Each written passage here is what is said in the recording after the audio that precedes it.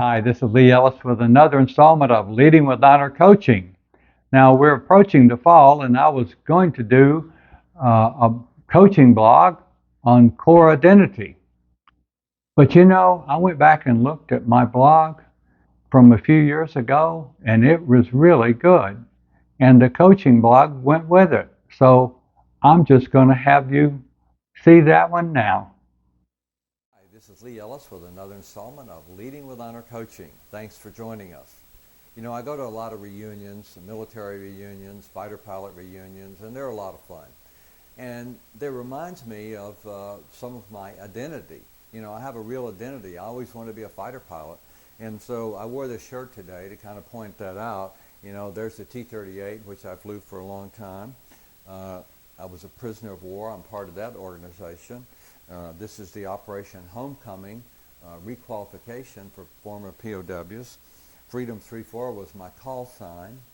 And later I was the commander of the 560th Flying Training Squadron, the squadron that actually did the requalification. So I was in the Air Force for a long time, have a lot of identity there, but I have other identities too. But today we want to talk about identity because it's so important to this balance of leadership that we call results relationship type leadership.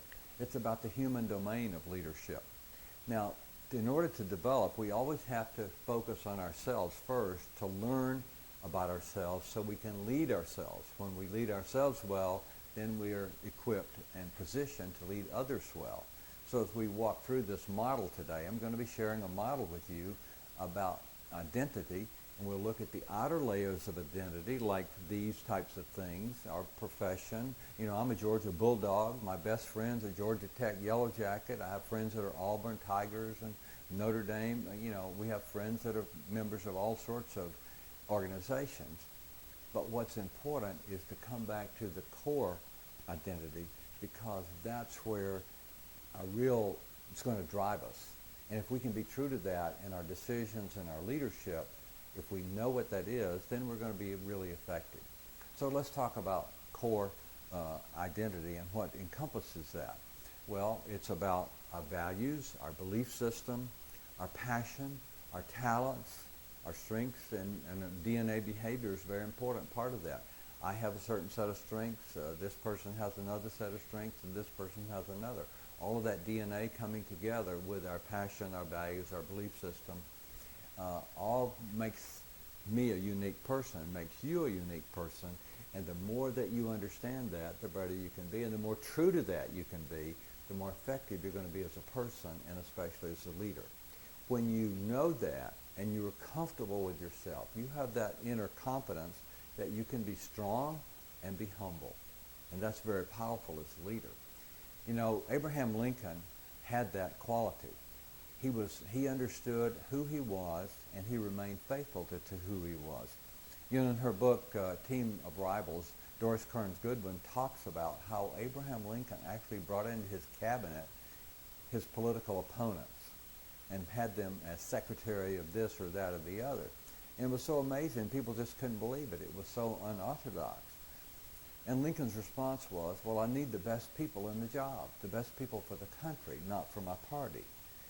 Boy, that was a lot of inner confidence, wasn't it? But see, Lincoln was being true to his core identity, of his true north, of what he believed about leadership, about himself, that people would do the right thing for the country, because he would. So that was very important. Now, we have another example in Watergate where Jeb Magruder said, I was taught the right thing, but somewhere along the way, I lost my moral and ethical compass, and he got off track. And that's what we don't want to do. And I'll tell you, it's a battle.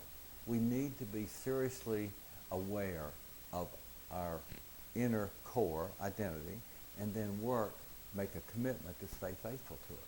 So that's what I want to challenge you to do today, is to stop and reflect on your core identity.